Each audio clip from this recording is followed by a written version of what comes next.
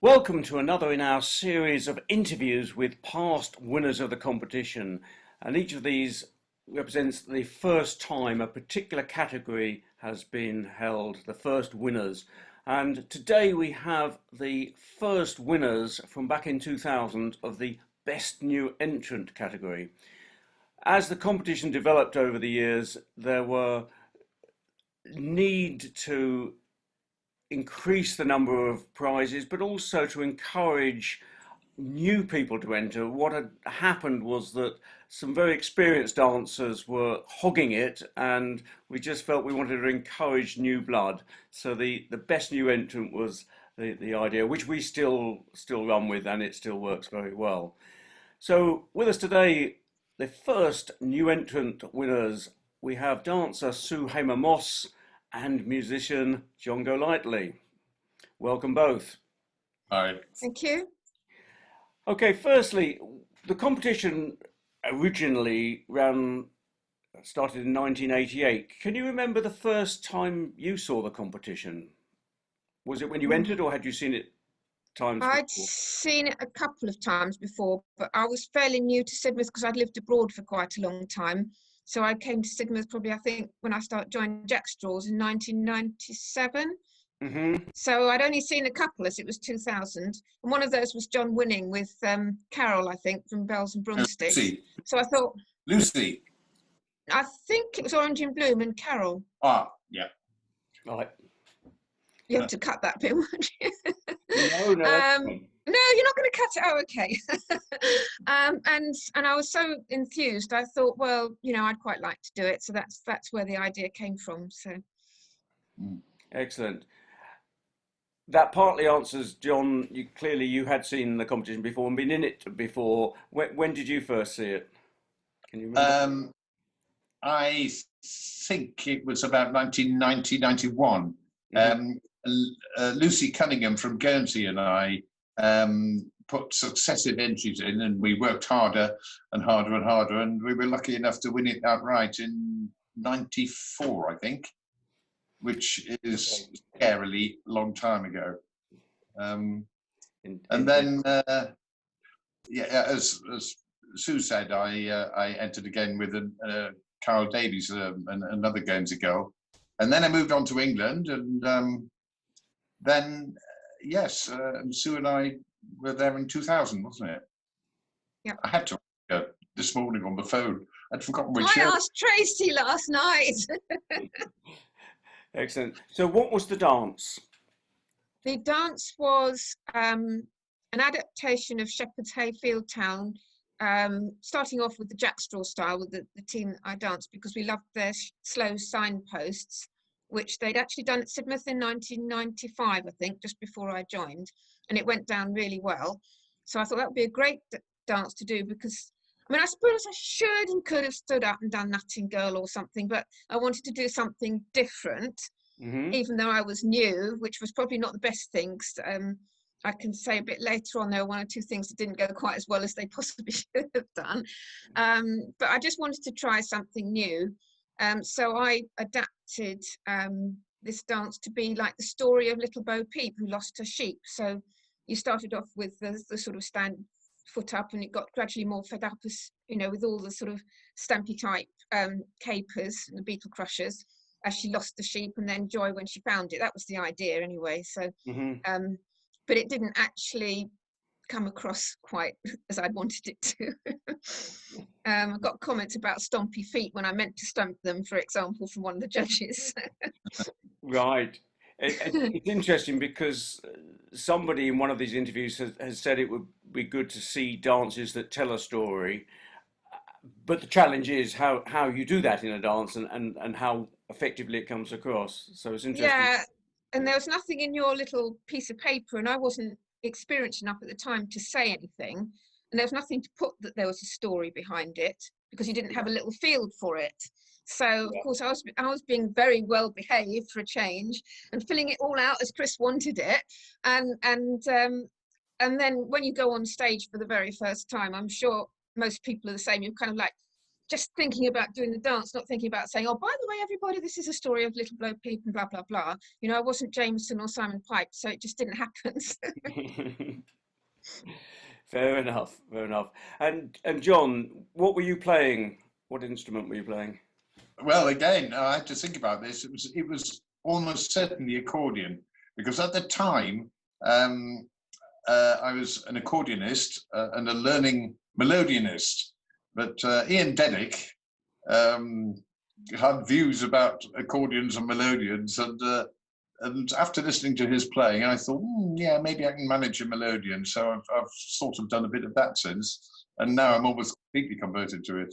Well, you had your C sharp at the time, so that didn't really help, did it? No, CC sharps are not easy. I've since graduated to a proper melodion, English tuning. And before we started recording this, you mentioned that after winning the Best New Entrant, you did do the jig quite a number of times out in public, out on the streets. Yeah, I mean, as I said, it was meant to be a story, and it was something that I invented rather than something for the jig competition. I thought it'd be really nice, particularly as numbers were declining in sides that I was dancing with at the time. And it was quite a bad time for trying to get sides out. So I danced it and with John a few times, and I also made it into a double jig, and I danced it with Sue Anderson and the late Andy Anderson. So I had 2 musicians and 2 dancers, and we danced it at dance outs. I think, John, you might remember some, but I distinctly remember we did it at Whitby because we weren't invited sides, so we busked when we were allowed to busk at Whitby. We did it then. Merton. Sorry? Merton, we did it in for Winkley Morris's weekend. And I think we actually did it on a Bells tour when Jack Straws didn't have enough people. I'm not sure. Yes, at the hotel on the cliff top. Yes, exactly. Yes. When we started the competition, we were wanting to encourage jig dancing because not enough people were doing it. Were you somebody who did jigs beforehand, or was this a first attempt at jig dancing? I'd wanted to, but I was never senior enough in a side to be given the chance. So that's partly why I thought, well, if nobody can stop me going into the jig competition, so I'll do it anyway. So, but I really wanted to, and I enjoyed doing it, and I'm glad I did. So. Yeah, with me, it was that intense relationship you get with one dancer, the anticipation of the moves, and it reminded me of my early classical days playing chamber music. You need almost to be psychic. You can't just turn up and do it. You really have to be in each other's minds to do it well. Yes. I was just going to say good luck with the virtual jig competition, because people dancing to a recorded musician, even if they do know each other well, hasn't got quite the same immediacy. But, you know, I'm sure you'll take that into account. Well, yes. What we're attempting to do, where possible, is live stream. So yeah, there will be live performances. But having said that, we have opened it up, particularly for the doubles, to recorded, because some people are not close enough to their musician, or difficulties with social distancing and so forth. Yeah, but you can't beat gravity, you see. So if somebody jumps a little bit high, they get down a little bit late, the music's got to anticipate and accommodate that. And that's what I love about playing for jigs. Absolutely, yes. And that's very much the judges in the first competition. We've just been looking at their comments, and very much the musician needs to be playing to the dancer, and that relationship between dancer and musician is crucial. Yes, absolutely. Of course, by 2000, you were somewhat of an old hand in the competition, John. Yes, 6 years or so, 7 years, and I've watched a lot of them since. But it'd be nice to play for somebody again. But one day, maybe, I don't know. Okay, well, we'll put the advert out there, John. Can you remember? I'll ask Sue first.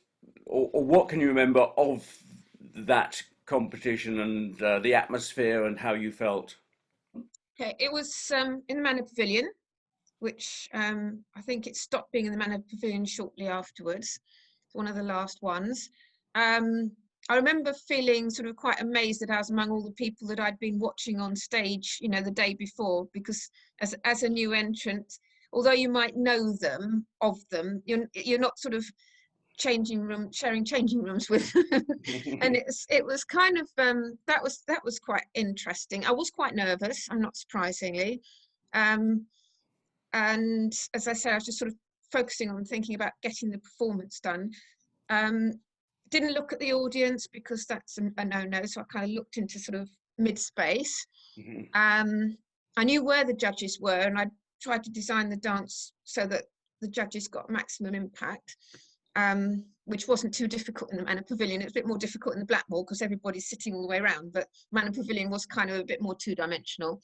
What I do remember was dropping my hanky, which if you've seen it, you'll know that I did, and not picking it up and being really pleased that the judges thought that was a good thing. I mean, you know, it was a fairly obvious thing to do, not to pick it up, but it was quite nice that that was endorsed and maybe gave me half a mark here and there, which I needed. And I just remember that it actually went off okay, and I didn't make any really silly mistakes, and I did have the stampy feet, which I wanted where I wanted, even though they didn't like it. Excellent. Yeah. Excellent. John? My memories of the air of tension which existed in the room behind, with people walking around in small circles and practicing little steps, and you still see the same to this day in the enclosure outside Blackmore. You do indeed. There's more People room in the enclosure. trying to chat, but actually they're all, you know. Yeah, there's more room in the enclosure at the Blackmore. Behind the stage at the Manor was a little bit Yes. tight on space. Yeah. Yeah, but it's that tension, and it's lovely tension. It's everybody getting ready to do their best, you know. Yeah, yes, absolutely. The jig competition is still flourishing. Of course, this year is going to be somewhat different, being a virtual competition. John, you mentioned you've watched the competition since. Sue, I don't know to what extent you know. Everyone since then, I think. So I'm coming up to, however it is, what, 20, I suppose, isn't it? Right, excellent. Must be, yes, yes. So the question is, how would you like to see the competition develop? Any changes you'd like to see? I think you've made a lot of very good changes already. I mean, one thing that you've very kindly not said about the best new entrant was that actually I was the only new entrant. And everybody told me that, but completely, absolutely, you wouldn't have awarded it if it hadn't been worth it. But I mean, it's still a bit odd to be the only new entrant and still get the award. And I'm just not dissembling in front of everybody. I was the only new entrant, everybody. So, and I think what's really nice is as time has progressed, there's been a lot more new entrants. So that actually has worked. And I really like seeing new people having a go. I like the fact that you've got now a very big age range, and obviously with the veteran, and maybe the innovation was swapped when you put the veterans in. Could that have been? Probably was, yes. The over 40s, yes. Yeah, because I mean, you at one point I remember you saying we've got far too many different ones, and you had to get rid of one, and maybe that was when it swapped over. I don't know, but I think that's a really good idea. I'm just annoyed that Barry Honeysett is 1 year younger than me, so so I'm never going to get the veterans anyway. And I like the audience participation and the fact that you actually do have a lot of, you know, you have the kind of tension between the judges. So you have the technical, and you have the music, and you have what I think is really important, and is the performance aspect. Yeah. And the audience participate, or not the audience participate, but the audience appeal. And I really like that, because otherwise it could get very straight liney again if you're not careful with, and very technical. And it's just the highest jumper who wins rather than the one who gives the most interesting performance. Yeah. So I can't think of any criticism, Chris, I'm afraid. I'm sorry about that, but I really like it. Excellent. Oh, we'll take that. Any thoughts? I'd endorse Sue's comments there. It's sometimes you see these youngsters and they are scarily good, you know, quick, high, fast, accurate. And, you know, the whole new entrance thing still continues to be very, very relevant, because people need to know that they are in with the chance to maybe get something. They know they're going to be outclassed by these youngsters, but they want to have a go. Yes. So, you know, keep on that that thing, really. Yeah, that's good. Okay. And have you seen over the years any increase in jig dancing outside of the competition, or not? What any thoughts on that? I Sue? don't think, I can't say that there's been a huge increase. I mean, there's obviously been the sides like outside catering crew and Yeah. one or two of the other, you know, there've been some youngsters that have sort of spun off their elders and danced jigs. But I don't think there's been, in the sides that I've danced with, there hasn't been very much more than there used to be, which is, oh my gosh, we haven't got enough people, we need a rest, will you do a jig? I mean, it hasn't sort of taken that sort of equality in terms of, you know, an equal opportunity to dance either a side dance or a jig. I haven't seen that in the sides that I've danced with. Downs on tour, we do have a jig, but we very rarely dance it, only if we haven't got enough people. And you know, and I think it's always, nobody wants to leave people out, do they? So you can understand it. That is an issue. Yes. Yes, this is what I've seen. You know, when everybody needs a pee, or everybody needs another beer, or everybody's too tired, that's when the jig gets done. And, no, because the musician's at the bar. Well, yes, well, who be? But no, it's. I'd like to see a little bit more of jigs finding their way into Morris weekends, for instance, and that sort of thing. Well, yes, I remember Old Spot in their pomp, and the energy and effort they put into a set dance was such that you couldn't, however fit you were, then go on and do another one immediately afterwards. And so they always interspersed set dance with jigs, set dance with jigs, and just to give the dancers a rest before the next dance, so that they could give everything to every dance. Yeah. Which I thought made an excellent show, and all the dancers really were giving it everything. Yeah. But yes, Huh? you get a team such, the teams like the Great Westerns and Hammersmiths with 20, 30 plus dancers, and you can quite see why the idea of most of them not dancing, just one or two dancing, doesn't go down as a great idea. So I can understand that. But it goes down well with the audience always. Yeah. Because it's variety, isn't it? Audience don't see the nuances of the set dance, and also very few set dances are actually facing the audience, whereas in a jig you can. Yes, yeah, absolutely. And then with a double jig, of course, you can have that interaction, whether it's a competitive interaction or a fooling interaction. Plenty Yes. of scope there. Mm. Any particular memories? The question is, what's your favourite memory of any of the jig competitions you've been in or seen? I think it must be Stairway to Heaven, Right, yes, which yes, was Dave Brassington and Trevor Cook. yep, yes, That was fabulous. But yeah, there have been others like that. I mean, that's what I meant by the audience appeal. Dances that transcend and just get everybody kind of going, absolute wow, that is just amazing. Yes. yeah. John? Gosh. Well, I have to say my memories of when Lucy and I won in 1994, and got to dance on the big arena stage that used to be there. Right, yes. And that just blew me away. It really did. Yeah, So that was on another scale altogether, wasn't it? yes, different scale, but Yes. things move on, don't they?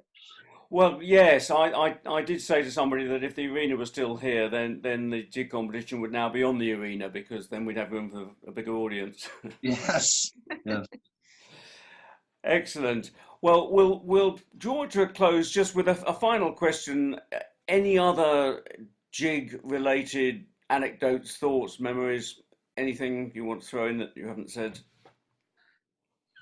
I think just to reiterate what I got out of it was that the sustainability and the fact that you can take a jig that you do at the jig competition and dance it elsewhere. And we've had this discussion in the past of, is it a street dance or is it a performance jig for the jig competition? And I just don't feel it's quite right to say it's just a performance jig. I think I've got so much out of dancing that first jig, and indeed the other jigs that I danced also, out in front of people and in front of an audience on the street. And I really enjoyed that. And I enjoyed tailoring it for the different places. So is it a Blackmore, is it the Manor, or is it an up and down street? And I enjoyed tailoring the dance to fit the space that I was dancing in. Yes, good points, good points. And I Yeah. think that any jig ought to be danced out in the street as well as just the competition. Mm. Maybe there are teams, as we've already mentioned, where you don't get that opportunity so often, but the dance certainly should be. John? Oh gosh, what was the original question again? We've moved on a bit from Well, that. it's just whether you had any other jig related memories, anecdotes. Oh gosh, not really. I remember doing a very interesting jig workshop. Do you remember this, Sue? The following year? Gosh, yes, it was the Sidmouth that never was, wasn't it? Didn't we? You know, not that never was, but the 2005 one. I Yes. think so. Yes, we did. We did. We had one man and half a dog, didn't we? But it was quite fun. And Yes. then Barry Hunniset came along and helped out, I think. Yes, it was crazy, wasn't it? Yes, but it all keeps going, and it's great to see it's all going. And thanks to you two both, you and Tracy. Absolutely. Yeah. Yes. Well, I'm very much the front man. Tracy's with The a brains, you're going to say. who puts the organisational effort into it. And I'll pass on those thanks. Yeah, absolutely. She does a Yes. phenomenal job, and yeah, no amount of thanks is enough, really. Excellent. Okay, well that's a good note to end it on. Thank you both for your time. It's great to see you. You're both looking really well. Oh, Yeah. thank you. You too, Chris. See you. See you at Sidmouth. See you at Sidmouth next year. Sidmouth next year. Yes. And online this year, presumably. Yes. Online, yes, virtual contest on Sunday at 3 o'clock.